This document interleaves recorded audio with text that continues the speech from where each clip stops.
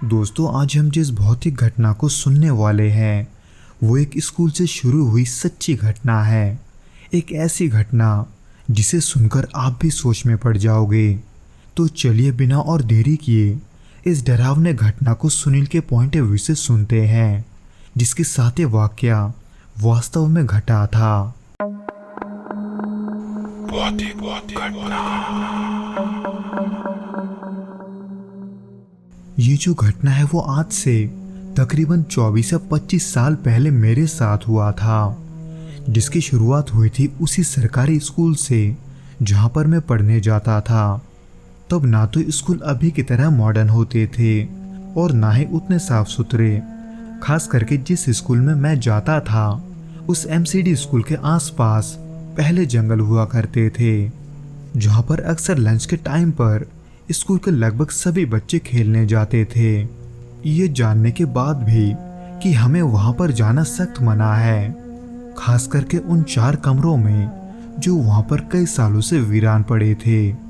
हालांकि हमारे टीचर्स इस बात का खास ख्याल रखते थे कि वहां पर कोई भी बच्चा ना जाए, पर फिर भी उन्होंने सेफ्टी के लिए उन कमरों को चारों तरफ से लोहे के तारों से घेरा हुआ था। पर क्यों, ये कोई भी ठीक से नहीं जानता था। सभी ने बस किसी तरह की अफवाह सुनी थी। इसलिए इसी जिज्ञासा के वजह से मैं और मेरे दोस्त वहां जाना चाहते थे और वो मौका हमें मिला भी। उस दिन हमारे एक टीचर स्कूल में नहीं आए थे, इसलिए उनके पीरियड में मैं अपने कुछ दोस्तों के साथ मिलकर उन कमरों की तरफ चला गया और फिर एक एक करके उस घेरे को पार करते हुए हम आखिर तक उन कमरों तक पहुंच गए। वैसे तो वो कमरे दिखने में उतने पुराने तो नहीं थे, लेकिन वहां पर किसी के ना जाने के वजह से वो जगह धूल और मकड़ी के जालों के अलावा पेड़ के सूखे पत्तों से भर गया था। जब मैंने उन कमरों को खोला तो देखा वो एक पुराना स्टोर रूम था, जहां पर टूटे फूटे बेंच और कुर्सी के अलावा कुछ पुरानी किताबें पड़े हुए थे।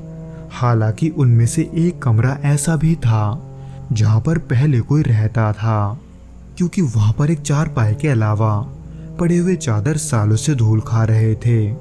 उसके अलावा वहां पर एक पानी का मटका और एक छोटा सा टूटा फूटा स्टोव रखा हुआ था, लेकिन किसी कारण की वजह से वहां के सभी बर्तन बिखरे पड़े थे। पर उस कमरे के अंदर जब मैंने कदम रखा तब न जाने क्यों मुझे थोड़ा घुटन महसूस हो रहा था, और जब मैं पीछे मुड़ा तो देखा मेरे बाकी के दोस्त अब भी स्टोर रूम में हैं, यानी कि तब मैं उस कमरे में अकेला था। हालांकि उस कमरे में डरने जैसा कोई बात नहीं था, बस मुझे थोड़ी सी घुटन महसूस हो रही थी, जो कि वहां से निकलने के बाद ही ठीक हो गया था। लेकिन डर का किस्सा तो घर जाने के बाद शुरू हुआ। रात होते ही न जाने क्यों मुझे एक अजीब सी बेचैनी ने जकड़ लिया था। पता नहीं क्यों मुझे कुछ ठीक नहीं लग रहा था। यहाँ तक कि सोने के बाद भी मैं उस बेचैनी को अच्छे से महसूस कर पा रहा था। हालांकि पहली रात तो उतना कुछ नहीं हुआ, लेकिन दूसरी रात मैंने एक बड़ा ही अजीब और खराब सपना देखा। मैंने देखा कि सपने में मैं खुद को मारने की कोशिश कर रहा हूँ। वैसे तो शुरुआत में मैंने इसे कोई बुरा सपना समझकर टाल दिया, लेकिन धीरे धीरे ये सपने मुझे अब डराने लगे थे, क्योंकि हर रोज मुझे एक ही सपना आता था जिसमें मैं खुद को ही मार रहा हूँ। लेकिन इसमें एक और अजीब बात ये थी कि मैं इन सभी सपनों में खुद को अलग अलग तरीके से मारने की कोशिश कर रहा था। कभी पंखे से लटक कर तो कभी चाकू से अपना नस काट कर। हर रात इस तरह के सपने देखने के बाद मैं अक्सर डर के मारे जाग जाता था, पर फिर भी मैंने इसके बारे में किसी को नहीं बताया, जो कि मेरा सबसे बड़ा गलती था। क्योंकि ऐसे करते करते एक दिन जब मेरे घर पर कोई नहीं था, तब मैंने खुद को मारने के लिए फांसी लगाने का कोशिश किया था। जिसकी अद्भुत बात तो ये थी कि ये सब आज भी मुझे याद नहीं है, क्योंकि शायद से तब मैं होश में नहीं था और इसके बारे में मुझे असल में मेरे पिताजी से पता चला, क्योंकि उस दिन उन्होंने ही मेरी जान बचाई थी। लेकिन तब मेरे पिताजी ये नहीं जानते थे कि मैंने ऐसा क्यों किया।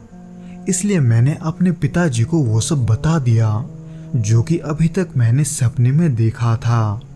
जिसको सुनने के बाद पिताजी मुझे सीधे चाची के पास ले गए जो कि पूजा पाठ में बहुत मानती थी। हालांकि उनके हाथ से गंगाजल पीने के बाद कुछ दिनों के लिए मुझे ऐसे सपने आने बंद हो गए थे, लेकिन फिर से कुछ दिनों के बाद मेरे साथ उससे भी बदतर होने लगा। न जाने मैं किस तरह से अचानक अपना होश खो देता था। ये बात मैंने अपने घर वालों से सुना था कि जब भी मैं अपने होश में नहीं रहता था तब मैं बड़ा ही अजीब बर्ताव करता था। अजीब अजीब आवाज़ें निकालना और हर पल गुस्से में रहना। मुझे ऐसे हालात में देखकर मेरे घर वाले मुझे लेकर चिंता में पड़ गए थे। इसलिए चाची के कहने पर आखिर में मुझे मेरे पिताजी पास के एक तांत्रिक के पास ले गए, जिनको अपनी पूरी घटना बताने के बाद उन्होंने ये बताया कि ऐसा उन्होंने पहले भी देखा है, यानी कि मुझसे पहले भी वहाँ पर कोई ऐसे ही किसी मामले को लेकर आया था।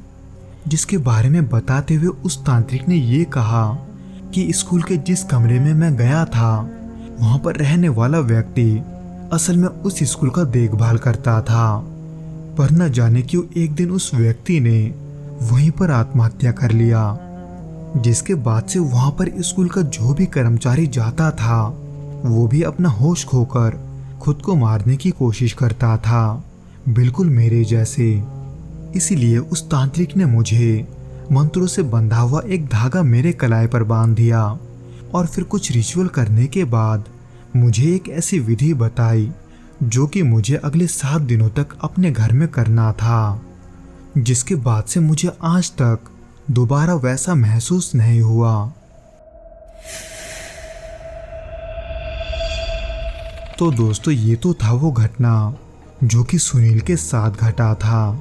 उम्मीद करता हूँ कि आपको ये पसंद आया होगा, और अगर आया हो तो प्लीज़ इस वीडियो को लाइक करके इसे अपने दोस्तों के साथ भी शेयर ज़रूर करें, और उसके साथ ही साथ इस चैनल को सब्सक्राइब करके नोटिफिकेशन बेल को भी दबा दें ताकि हमारे आने वाले वीडियोस आप तक जल्द से जल्द पहुंच सके।